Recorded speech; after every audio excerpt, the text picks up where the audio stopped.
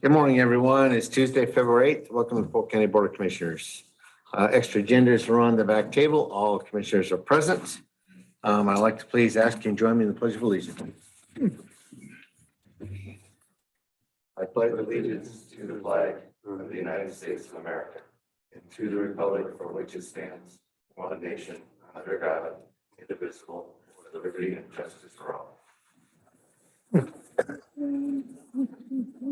Thank you. First up, I'm looking for approval of minutes for February 1st. So move. Second. All those in favor, please say aye. Aye. Aye. Motion passes. And Sheriff Department update. Sheriff Mark Martin, please. Good morning. Good morning.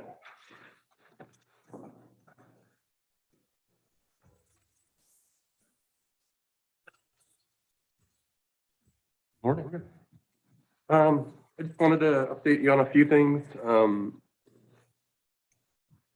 First off, with Dallas, City of Dallas and their dog control program, they've given that up.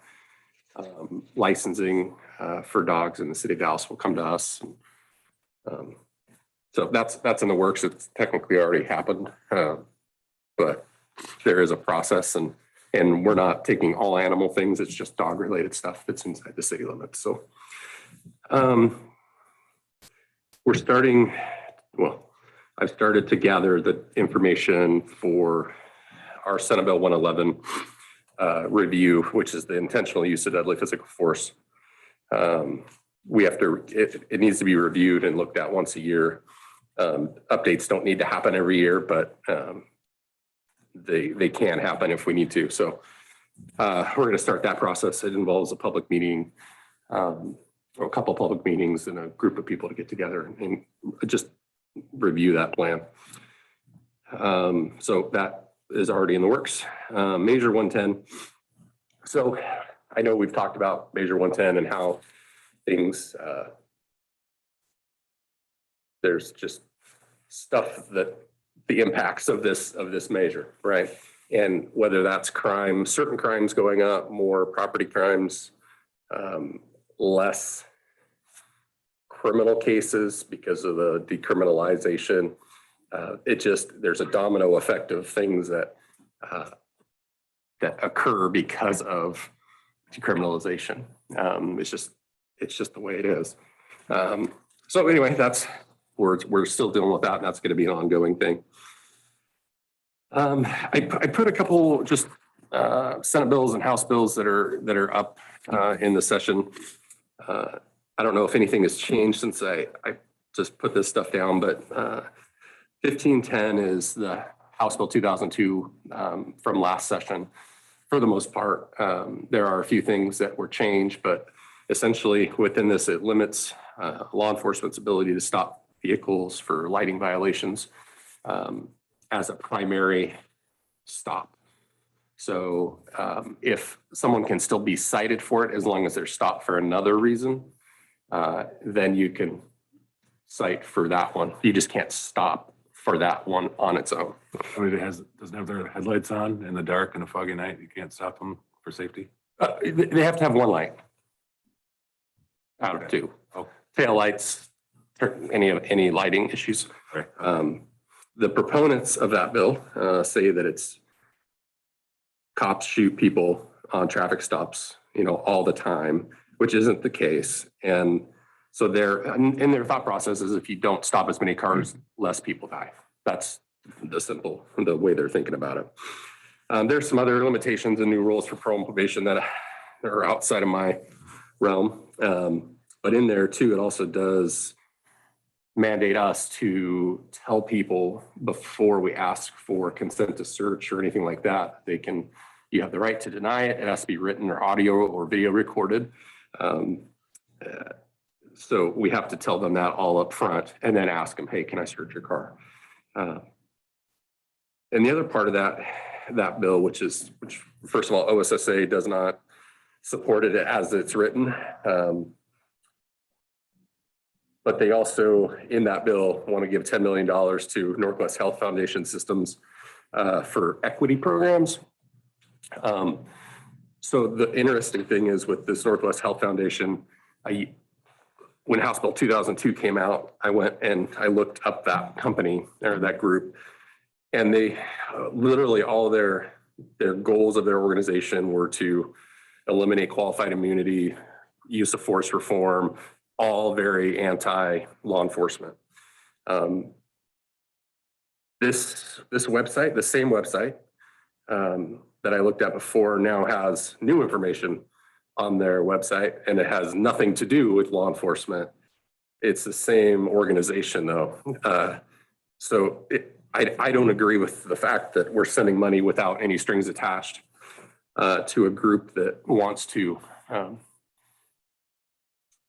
defund law enforcement. I mean, that's really what was on their website when last session, but now it's not. So let's see. Senate Joint Resolution 2002, it just requires the governor to get essentially permission from the legislator for commutations or that kind of thing.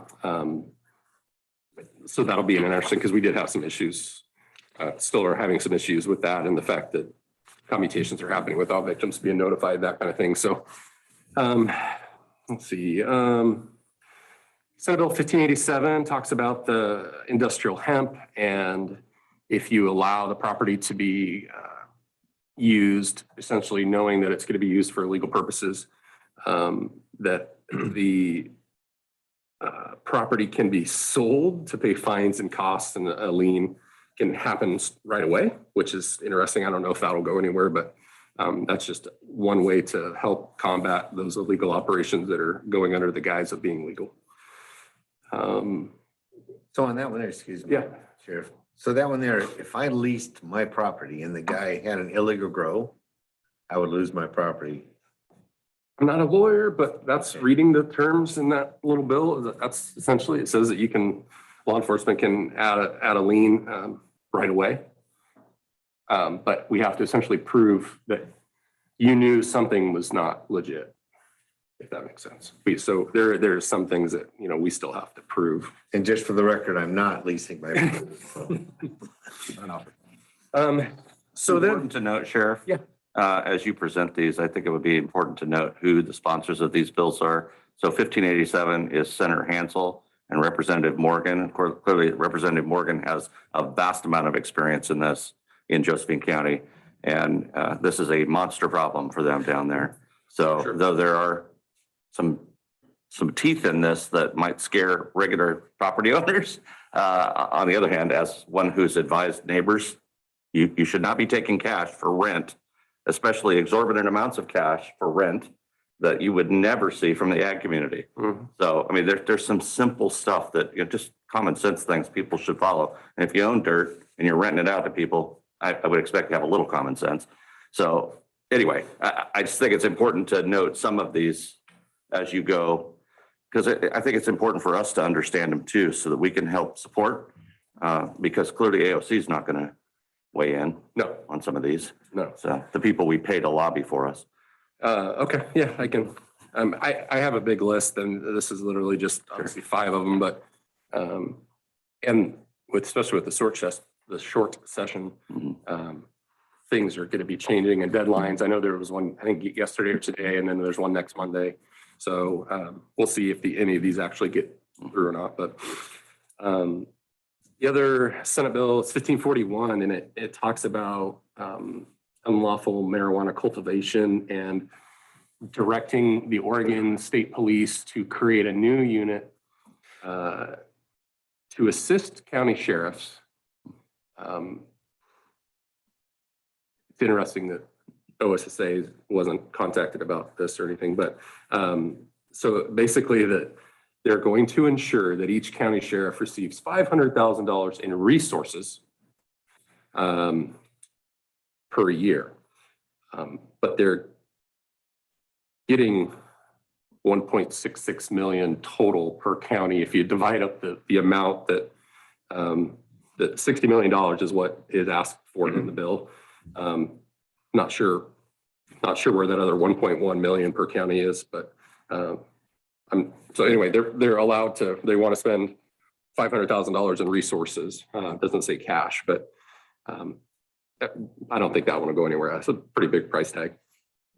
And then the last one that was interesting, was House Bill 4084, and where it talks about court orders and how people are sentenced or sent to any kind of outpatient treatment. Or if law enforcement contacts somebody and takes someone to a hospital, it requires that hospital or non-hospital facility to basically have a standardized test. I don't know how that will work here, just because we don't have those facilities as real prevalent as they are over in like Marion County. But so that one is needed, but I don't know how that'll actually work out. So again, some of these probably won't go anywhere, but those are things that are being thrown out there. I should have done in the next week or so our annual stats, and which I'll send out and bring to the next time I'm here, just so you'll have that and see, total calls, arrests, all that stuff. So that'll be coming out shortly. That's all I have. Do you have any questions or? When you present that data, do you have the previous couple of years as well, so we can look at longer term? Yeah, it's the same report every year. So, I mean, you can look for changes between years. Yeah. So. Awesome. And Sheriff Gardner, I spoke to you a couple days ago about patrols on Highway 22, mainly in our safety zone corridor. Have you heard anything more from OSP if they've been putting their time out there or? That I do not know. Their superintendent is off now and there's an acting superintendent. I actually have a phone call with him today at 11, trying to talk about if they take, deputies from our office and entice them with top step pay at OSP. They got to be considerate of local agencies if they're intentionally doing this, which they are. I mean, they are intentionally doing it. There needs to be some thought or process in how let's scoop up 70 people right at one time. That's not feasible. So it sounds like they have some plan. They haven't communicated that to anybody. So that's why I have a call to him at 11 to figure out that and what their plan is. Because we currently have 3 that are either have offers or will be getting offers for OSP. So it's hard to compete when, for instance, a 3 to 4 year person that we've hired here from day one, not even topped out here, and OSP is offering topped out steps at OSP, which is $2,000 more a month. I mean, right off the top. So I don't know how we can compete with that. We gotta look at something in terms of which we have a meeting later today, but got to be able to do something to at least try to retain people because that's the reality that we're dealing with. But to Commissioner Moorhorse's question, I guess I'm curious about it too, because I haven't heard a report, nobody's fault, but I haven't heard a report on successes of that safety corridor since it was started. But I do know about our experience with the past safety corridor and the fact that you took the blame from ODOT regularly for not supporting the safety corridors with patrols, which is not your job. It is, I constantly, as the liaison to ODOT, reminding them, no, you have an agency. The Oregon State Police are supposed to actually do that job, and we're there to help. But that was the reason why they fought us so long on another safety corridor, even reinstalling that one, because we weren't providing adequate or couldn't promise to provide adequate enforcement.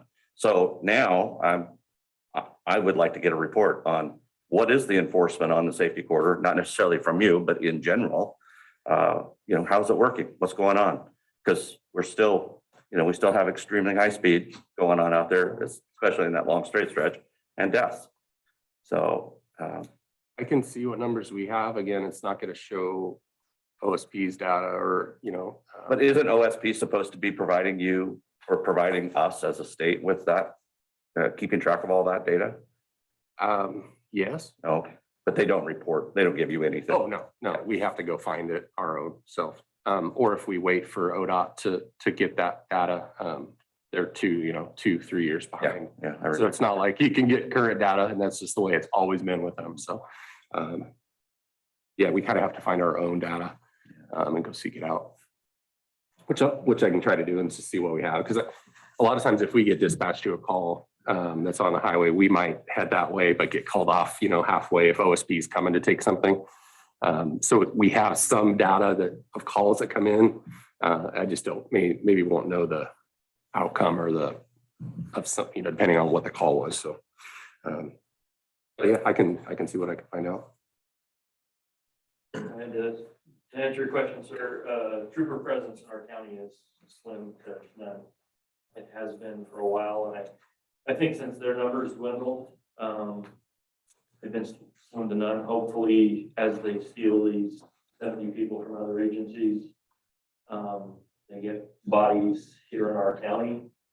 I know our 3 guys, the 3 of them, you were out last week, but they've been offered positions with start dates of March 27th. 2 out of the Salem office, 1 out of the McMinnville office. So that leads me to believe if those guys are getting the local offices, they're short in these areas, and that's why we don't see bodies out here. And they're strictly reactive. The proactive enforcement that I think you're talking about and looking for, sir, I think is non-existent. It's typically come clean up the crash after it happens with an extended time because they're out on I-5. So it ties up our resources to handle the crash until they get here. So it's putting a burden on us. And feeling it even more so as our numbers as we start to lose people to them. Certainly frustrating. So just to help explain where my position is, I apologize for rubbing on this, but I think your questions are very solid, and I think we have to stay on it. It's always been my position that we need all the tools on safety, on highway safety management that we can get, and we need to be able to exercise all those tools on a regular basis. But we have responsible partners here. I mean, the responsible partners that aren't responsible. They're not actually doing the work. And where this is going, to the point you made about, so you have an agency that's purposefully drawing your resources away, your people away. So it limits our ability even further to actually go do their job. And where I'm going with this is, as Kate Brown's walking out the door, it's not meant to be political. I'm just I want to send a letter to the manager of the state that this is not helpful. What you're doing and the way you're directing resources, even depleted resources, are effectually dismantling some of our safety tools. And I want to be able to send that same message to every single governor candidate or any successful governor candidate going forward. You have got to put these resources back in place. You take our resources away from us, and then you don't respond to the absolute needs of our community. So I think we need to get started right now. Having data would help us reinforce our argument. And I'm absolutely a partner in this. We all know how the system's supposed to work, especially those of us that have worked in ODOT systems and trying to get safety corridors in place and try to save lives. And then this kind of stuff happens and we get the blame for it 10 years later. It didn't work because you didn't do something.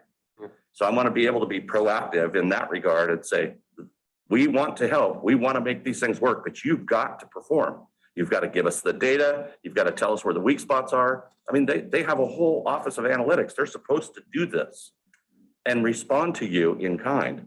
So I want this body to help with your management system in responding to the state, being proactive and saying, come on, you got to step up. You got to manage this. So superintendents can be absent. I don't care. That's not our problem. You know, that's the governor's problem. So that's where I'm at. I'm on board with that. So, And where my question derived from was Yamhill County just wrote the letter, Senna wrote that Highway 18, they're experiencing a huge increase in traffic accidents. Speeding tickets are getting rid of more and more and more, but yet where's the law enforcement? I know when we got the safety corridor put in place. Our state trooper at that time, I think, was Sergeant Oida from OSP. I don't remember. They made a commitment of increasing and giving us, and I can remember the hours, it was like 8 to 10 hours a week or something, patrol. through that safety corridor. But recently, I've never seen any out there. I've been asking a lot of people that travel that road all the time if they ever see OSP. But I saw them in 99 the other day, just north of Rickrell, had a car pulled over there, but I don't remember ever seeing them out on 22. And that's, we need that help, especially when they're taking our resources. And those officers, just for the record, those officers that you are losing, what does that represent to you in cost of training for a 3-year officer? I mean, the first 9 months or so probably costs $100,000 just in their time for training and FTEP with the coach and, and then minimum, they got to do 84 hours of training. So if you do the math on that, whatever that comes out to be, but it's easy math is $100,000 a person per year investment that we've put into that person. So it's going to be a little more than that, but that's an easy number. We're looking at $1 million loss for 3 officers in 3 years. Mhm. That's just not acceptable. Yeah. That's hard to absorb. So And for perspective, we have 4 people on a shift. So, I mean, that's almost one shift. So, yeah. thanks, sir. Any other questions? What you do for us? So much. Thank you. Appreciate it. Next up, we're looking for non-listed items today.